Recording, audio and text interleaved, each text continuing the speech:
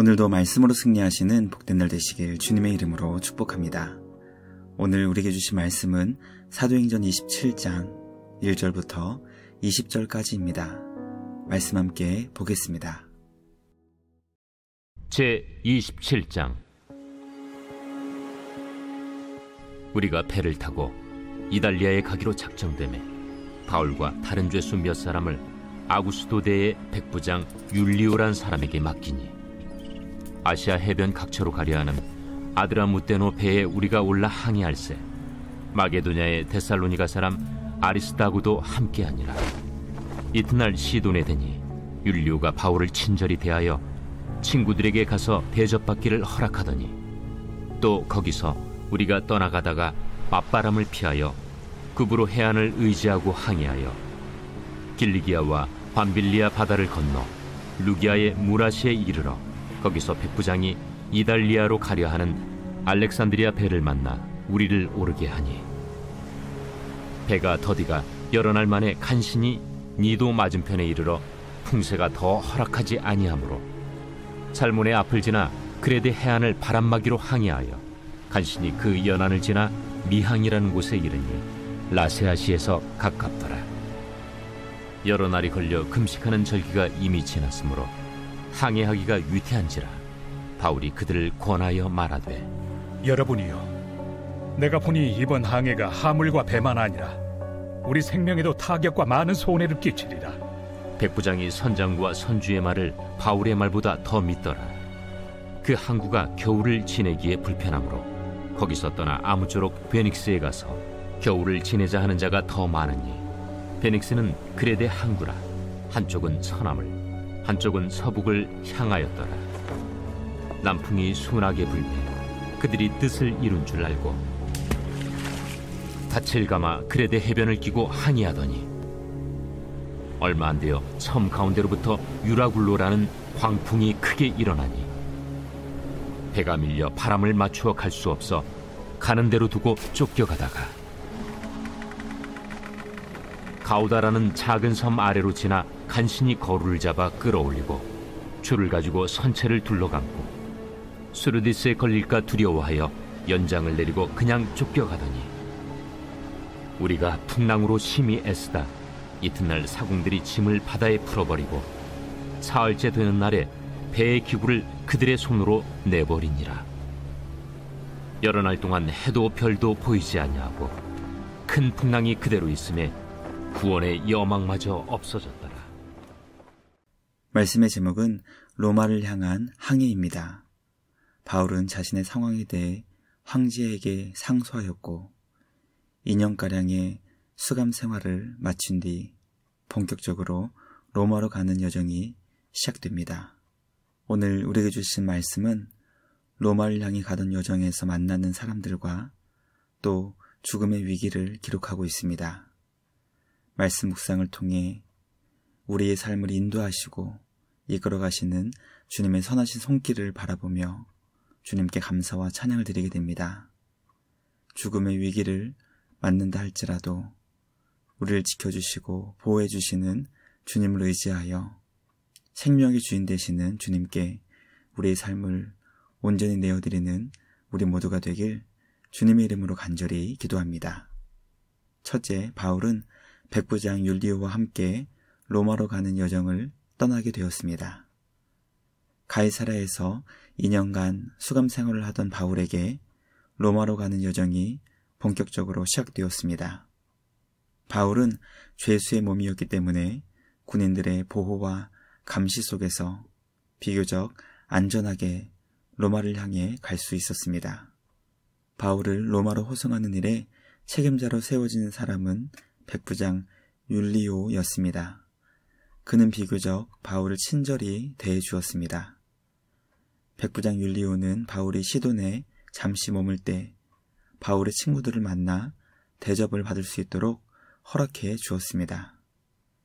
말씀 묵상을 통해 하나님께서 바울이 로마로 가는 힘든 여정 가운데 비교적 바울을 친절히 대해주는 책임자를 만나게 해주셨음을 깨닫게 됩니다. 누군가 우리를 친절하게 대해주는 일은 쉽게 경험할 수 있는 일이 결코 아닙니다.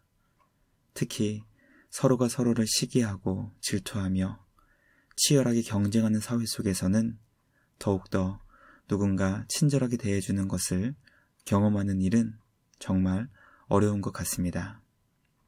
말씀 묵상을 통해 누군가의 선의와 친절을 당연하게 받아들이는 것이 아니라 따뜻한 사람을 보내주신 주님께 감사와 찬양을 드리며 친절을 베풀어 줄 수 있는 고마운 손길을 감사하며 우리도 주님께 받은 사랑으로 더욱더 친절하게 상대방을 대할 수 있기를 주님의 이름으로 간절히 소망합니다.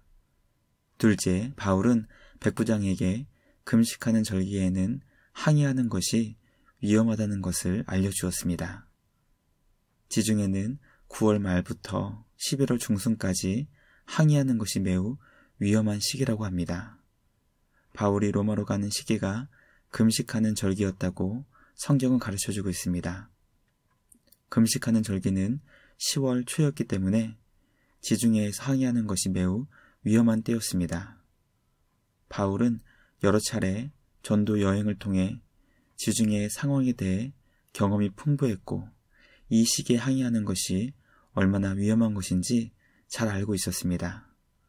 바울은 금식하는 절기가 지난 지금은 지중해를 항의하는 것이 위험한 때임을 백부장 율리오에게 전했습니다.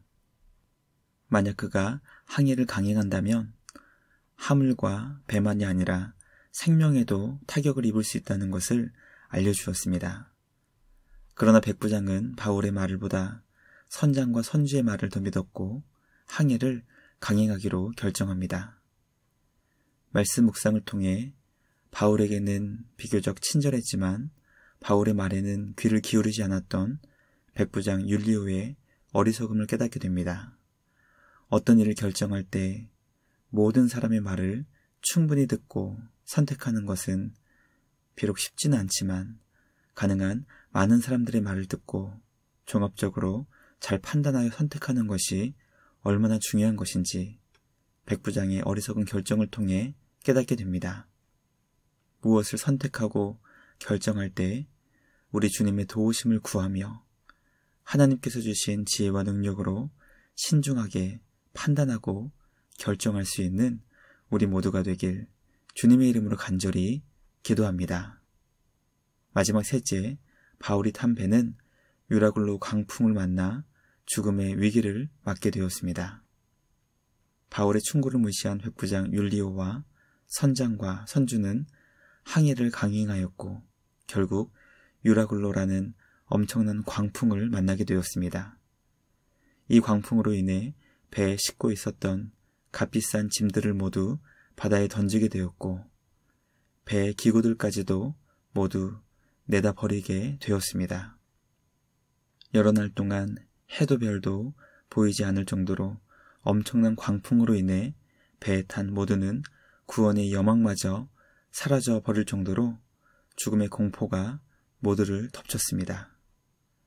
바울의 충고를 무시한 결과 엄청난 피해를 입게 되었고 살 소망까지 끊어져 버린 것과 같은 상황이었지만 바울을 로마로 인도하시는 하나님의 손길이 바울과 배에 탄 모든 사람의 생명을 지켜주시고 보호해 주셨다는 것을 이어지는 말씀을 통해 확인하게 됩니다. 우리를 향하신 주님의 뜻을 이루시기까지 하나님은 우리의 생명을 지켜주시고 보호해 주십니다. 언제나 우리를 향하신 선하신 뜻을 이루시는 주님께 감사드리며 우리를 지켜주시고 보호해 주시는 주님 안에서 감사와 찬양으로 영광 돌리는 우리 모두가 되길 주님의 이름으로 간절히 기도합니다. 묵상을 마치며 함께 기도하겠습니다. 하나님 아버지 감사합니다. 오늘 우리에게 주신 말씀을 통해 주님의 자녀들의 삶을 인도해 주시는 주님의 선하신 손길을 깨닫게 하시니 감사합니다. 우리 인생의 복된 만남을 허락하시며 때로 죽을 것 같은 위기를 경험할지라도 우리를 지켜주시고 보호해 주시니 감사와 찬양을 드립니다. 우리를 향하신 주님의 선하신 뜻을 이루시는 주님만을 온전히 의지하여 강하고 담대하게 주신 사명을 복되게 이뤄가는 우리 모두가 되게 하여 주시옵소서. 언제나 주님의 몸된 교회를 통해 주님의 영광스러운 사역을 이뤄가시는 우리 주님께 감사와 찬양을 드리며 우리를 구원하신 예수님의 이름으로 기도드리옵나이다. 아멘. 오늘도 주님과 함께 말씀으로 승리하시는 복된 날 되시길 주님의 이름으로 축복합니다.